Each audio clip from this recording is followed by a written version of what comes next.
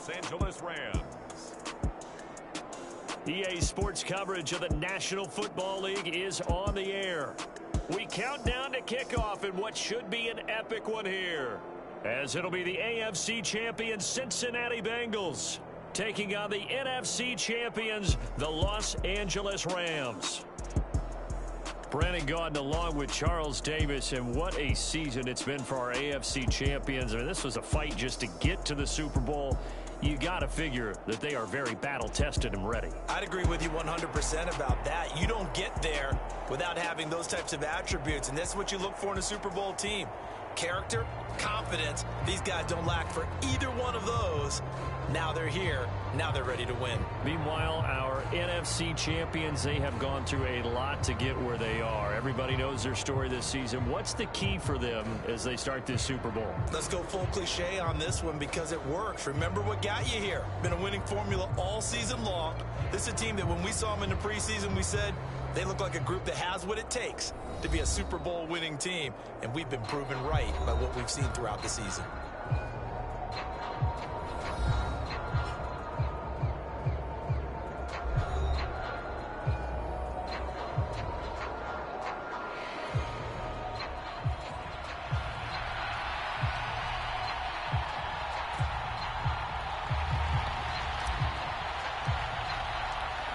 Evan McPherson has this one teed up, and off we go on EA Sports.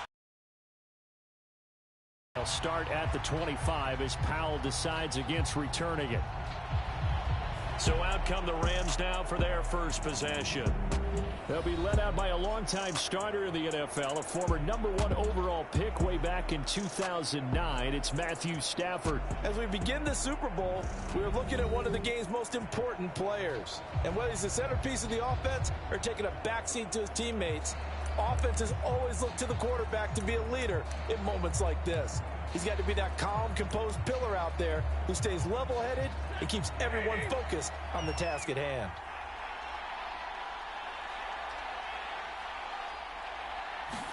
Right to the air. Here's Stafford. Connecting with Kupp here on the out route. And he'll be out of bounds across the 30-yard line. A good, safe pass there right off the bat. That's almost a rhythm play. That's what we like to call it. Get them into rhythm early, something safe, something they're confident about, something they feel good. And once that's completed, then you just keep moving from there because the confidence elevates. Now the first carry for Cam Akers. Give him 3 yards and a fresh set of downs. Second and 2 is prime time for a little bit of a gamble, isn't it? Open up the playbook, go play action, toss that bad boy deep. But in this situation, go ahead and give it to your back. Let him pick up a first down. Keep the sticks moving. Oh, the ball comes out on the hit, but they'll say it's incomplete. I think he had to unload that one before he wanted to. He was right up in his grill. I think he was a dentist there without a license, don't you? Just not enough time for the play to develop. Just lucky it wasn't a fumble, really. And they do finally get him, but he makes it all the way to the 6. 61 yards rushing for him now on their opening drive of this Super Bowl. So he nearly took it the distance, gets him down inside the 10 for a first and goal. I'd love to be in his head right now because is he rewarding himself for a great run or is he kicking himself because he didn't get all the way to the goal line? A chance for the first score of this Super Bowl. Here's first and goal. Off the fake to Akers, here's Stafford. Quick hitter here, it's complete. Only a yard in the completion, it's second and goal. And he's already got 2 catches on the opening drive. They know he's going to be a handful. And sometimes you game plan for that offensively. You want to make sure that guy touches the ball, and sometimes it just happens naturally. And then you change your game plan. When he has the hot hand, you keep going back to him because he's running routes with confidence as the game goes on. Now a play fake it at Stafford. And he can't find a receiver, and he's brought down. A huge win defensively there on the sack, setting him back 12 yards. And now 3rd and goal. Now that was a passer's nightmare. The front door totally shut down by the defense, so he kept going backwards, hoping to find another avenue of escape. It didn't exist.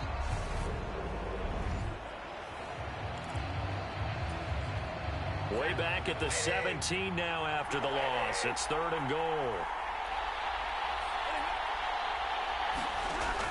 Stafford now to throw. And he's got it. That's caught for a Ram touchdown. From 17 yards out. And the Rams take it right down and score on the opening drive. Personally, for him, a great opening drive. He had 3 catches, including the touchdown.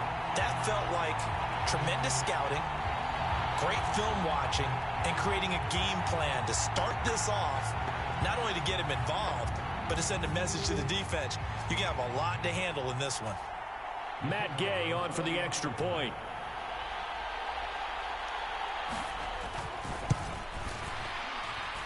It's up, it's good, and the Rams take a 7-0 lead.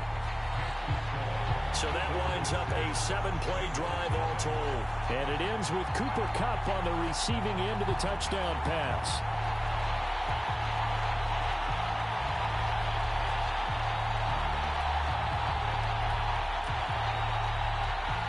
Following the touchdown, here's Gay to kick it away.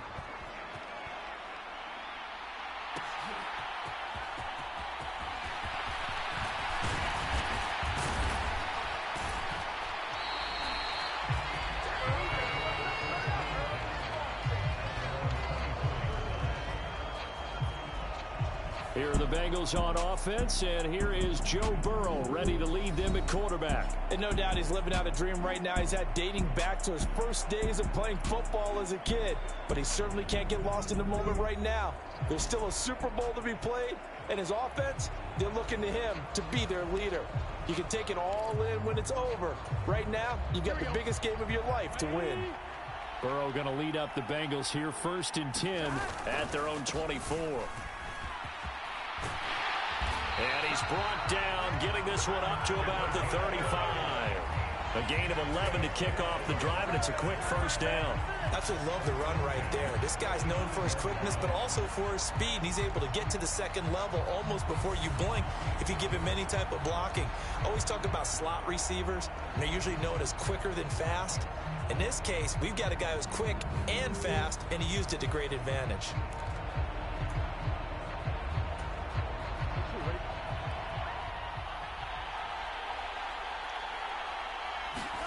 Now Burrow on 1st down. And the catch made. It's Tyler Boyd. A gain of 8 there on the play. And they'll be left with 2nd and a couple. We'll see what kind of mindset they have here offensively after giving up the touchdown on the opening drive. And based on our time with them, prior to this game, I feel like they've got a good mindset going in. In fact, the discussion that we had with the coaching staff was, we may give up some points in this game, so offense has to be ready each and every time to either equal or try and get us ahead and try and keep us ahead. This is their chance to respond to that first touchdown given up.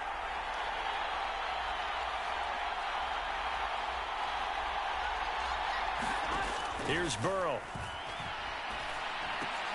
That one taken in by T. Higgins. And he'll be taken down across the 50 at the 45 in enemy territory. Burrow hooking up with Higgins for a Bengal 1st down. Plenty of things to talk about here, partner, but to me, their defense gave up a touchdown on the first drive.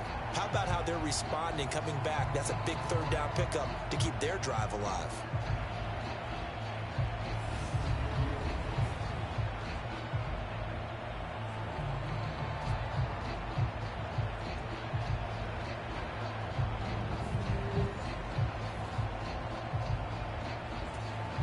So from Rams territory now, it's 1st and 10 at the 45-yard line. Burrow going to give this to Mixon. And down to the 36-yard line here. Give him 9 on the carry that time, and they're set up with a 2nd and 1. And that looked like some pretty easy yardage there right up the gut. And he's a guy that has some height to him. So when you don't have to drop a shoulder or create or get through contact or trash, Makes it a lot easier to stay upright, see the field, and make a run as we just saw there.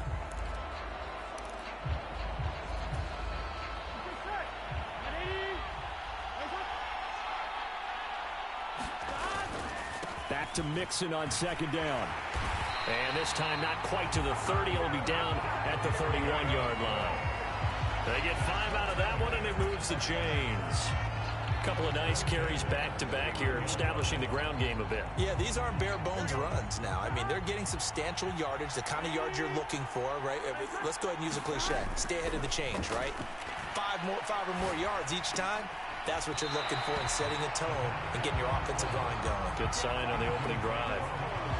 Even the greats in this game, and he certainly qualifies as one of them, they're going to have trouble if they continue to throw into double coverage. He better be careful. Throwing into too much double coverage might have a couple of them picked off. After the incomplete pass, here now is 2nd and 10. Inside handoff to Mixon, and he'll get about 3 as he's brought down to the 28. Not a big run, not an explosive run, but they've held the ball for plenty of plays on this drive. They're just trying to impose their will on the defense right now. On 3rd down, Burrow. He completes it to Boyd. And he'll be taken down, but he does have first down yardage. It's an 8-yard pickup and leads to a new set of downs. Nothing flashy there, the slant to the slot. Oh, and the frustration for the defensive guys, because it's a quick play, and you know it's going to be a bang-bang play in terms of the throw and the catch, and then he's able to absorb the contact and complete it.